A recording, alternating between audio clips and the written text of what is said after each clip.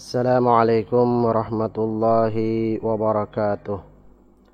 A'udzu billahi minasyaitonir rajim. Bismillahirrahmanirrahim.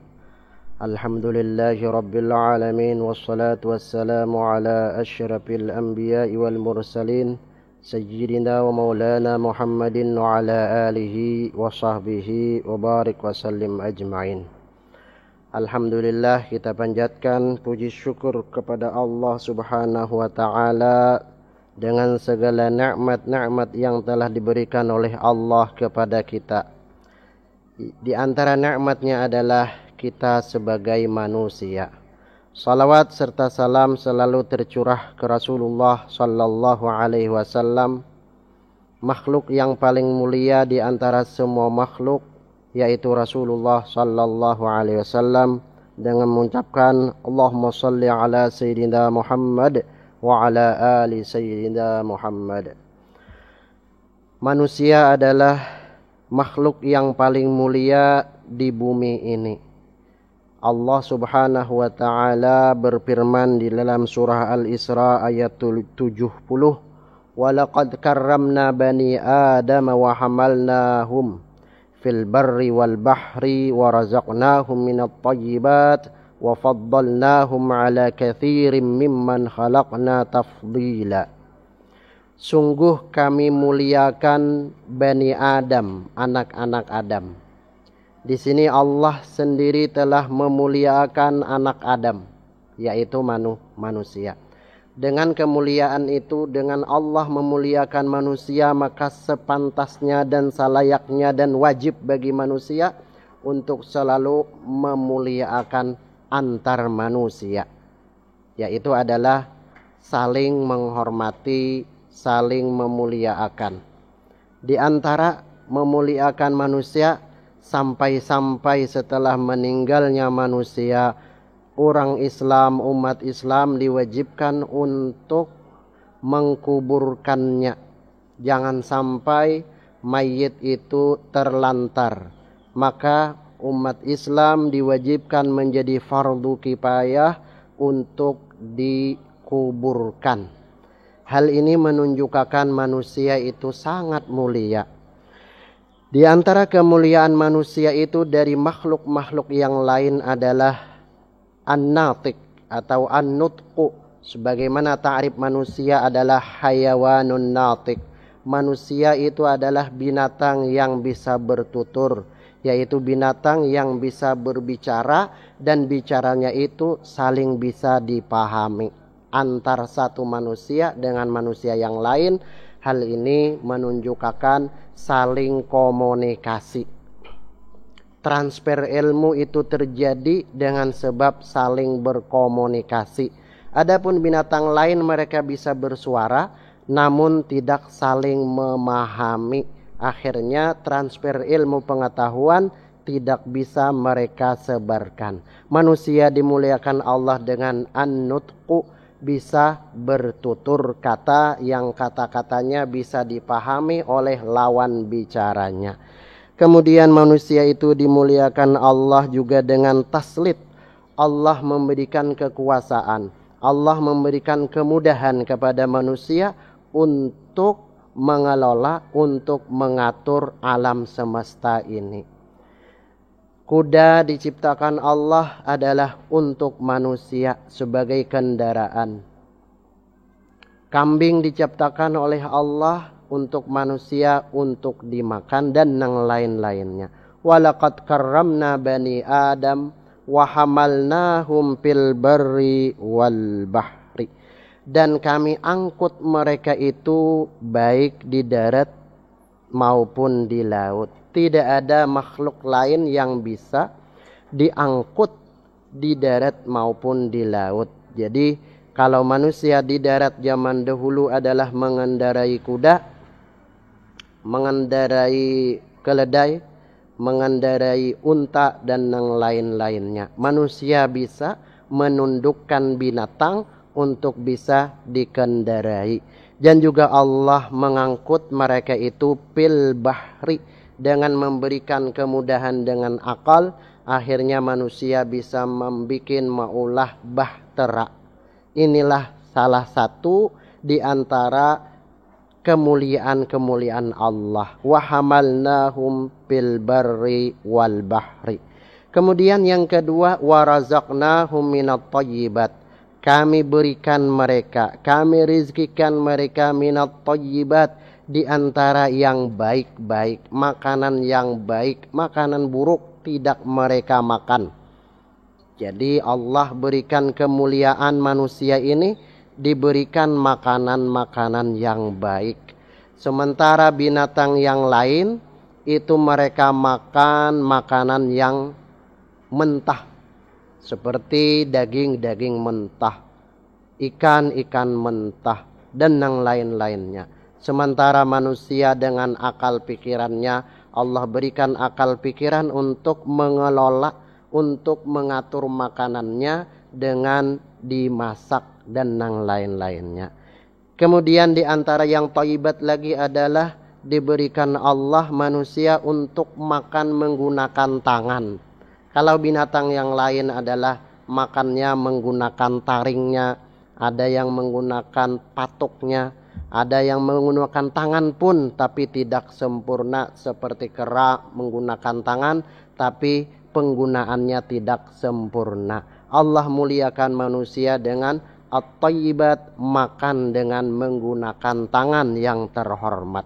Wa faddalnahum ala katsirin, dan kami lebihkan mereka ala katsirin dengan sempurna sekali. Min man khalaqna, dari orang-orang, dari makhluk-makhluk yang lain, khalaqna kami ciptakan, tafdilan benar-benar kami muliakan. Jadi manusia itu awal penciptaannya sudah mulia. Allah muliakan manusia. Oleh sebab itu kita muliakanlah manusia itu.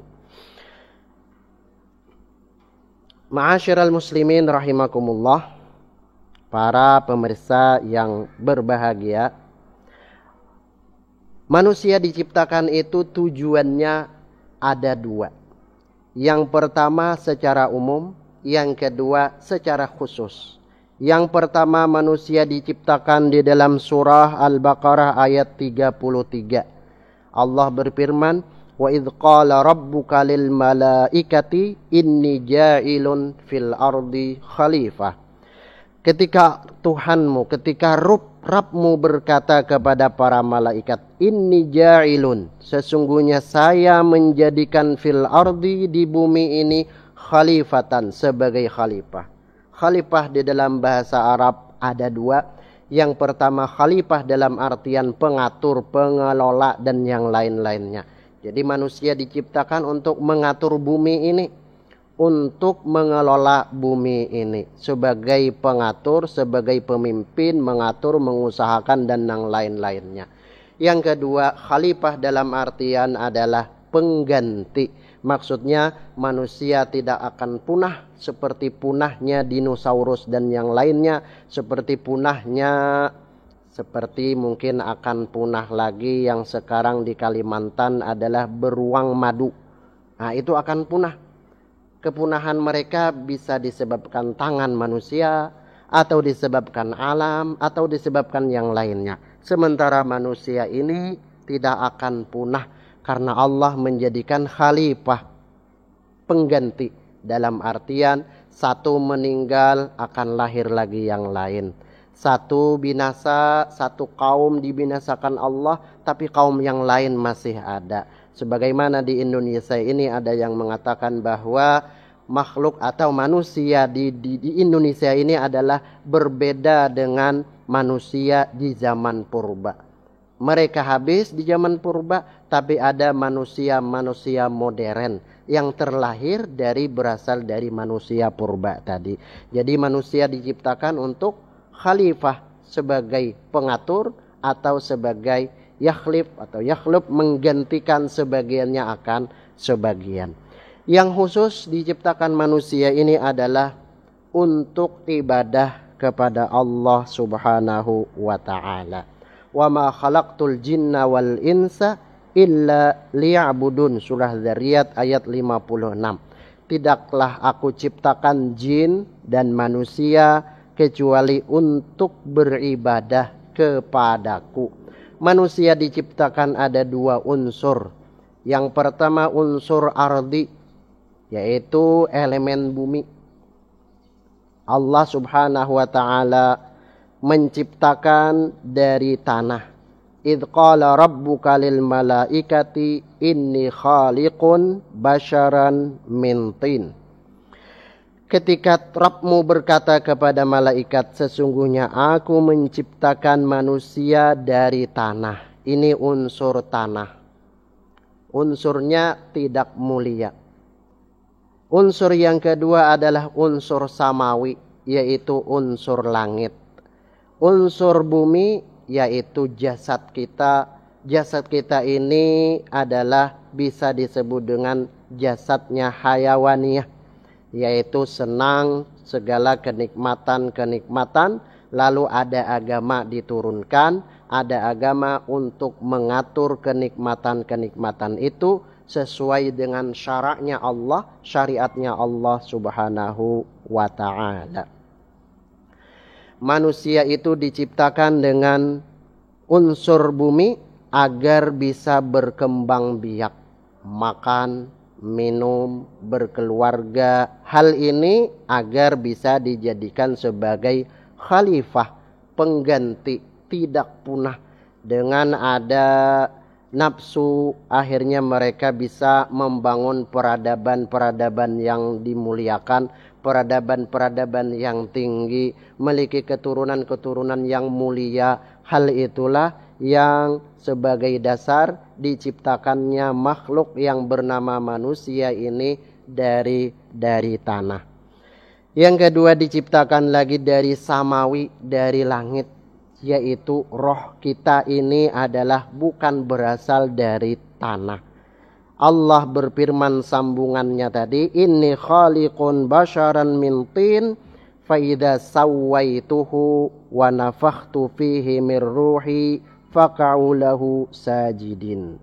Apabila aku sudah selesai menyempurnakan penciptaan tanah tadi, hidungnya sudah tercipta, telinganya sudah tercipta, tangannya sudah tercipta, kakinya sudah tercipta dengan sebagus-bagus takwim, sebagus-bagus tarkib, sebagus-bagus susunan. Maka kata Allah, wa nafakhtu fihi mir ruhi, lalu saya tiupkan kepada jasad yang tidak ada roh tadi, min ruhi, daripada roh ciptaanku yang tidak ada mengetahui apa itu roh. Qulir ruh min amri rabbi. Katakan wahai Muhammad, roh itu adalah berasal dari masalah amar Tuhanku. Alalahul khalqu wal amru. Al khalqu adalah al jasad, al amru adalah ar-ruh. Faqa'u lahu sajidin, sambungan ayatnya, faqa'u lahu sajidin. Maka hendaklah kalian tersungkur kepada makhluk manusia tadi, wahai para malaikat, sajidin, dalam keadaan sujud. Mulianya manusia itu bukan karena jasadnya. Mulianya manusia itu bukan karena tubuhnya lebih kuat. Karena kalau mulia seseorang dengan jasadnya, mungkin binatang lebih mulia dari manusia. Kalau diukur manusia, seseorang mulia dengan sebab kuatnya, mungkin kuda lebih mulia daripada manusia.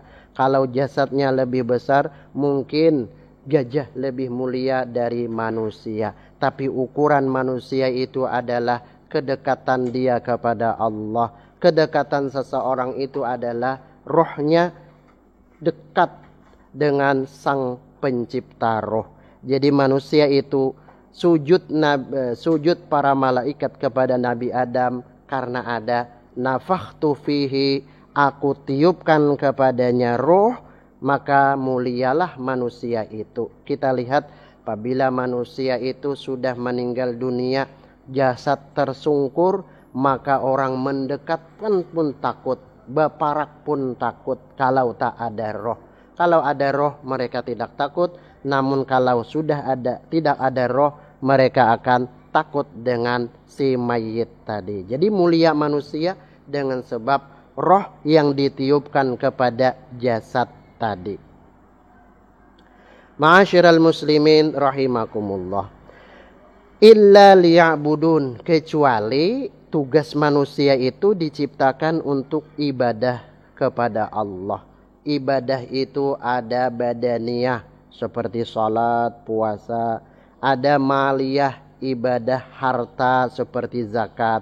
Ada yang digabungkan keduanya, ibadah badaniyah, badan, wal maliyah, harta seperti haji. Pembagian ibadah yang lain bisa ibadah fi'liyah, yaitu dilakukan. Seperti ibadah salat, haji, zakat, itu adalah ibadah fi'liyah. Ada lagi ibadah namanya ibadah tarkiyah, ibadah meninggalkan, seperti puasa. Jadi manusia mulia dengan sebab roh ada di jasad manusia tadi. Untuk agar janib sisi roh itu lebih mulia, maka kita disuruh untuk berpuasa, yaitu untuk mengatur agar janibur ruh, sisi roh kita itu lebih daripada jasad kita. Tapi dalam hal ini Islam mengatur cara puasa agar jangan sampai sangat memberatkan manusia itu sendiri. Maka Rasulullah mengharamkan al-wisal, yaitu puasa menyambung sampai 2 hari bagi manusia. Itu tidak mampu untuk disandang oleh manusia. Mudah-mudahan kita mulia dengan sebab Allah telah memuliakan manusia.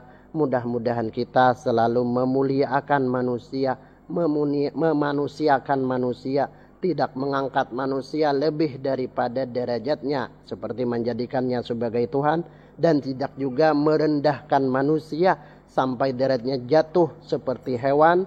Mudah-mudahan Allah memuliakan kita karena Allah sudah memuliakan jenis manusia, sedangkan individu itu adalah usaha kita dengan rahmat Allah subhanahu wa ta'ala. Hadanallahu wa iyyakum ajma'in. Assalamualaikum warahmatullahi wabarakatuh.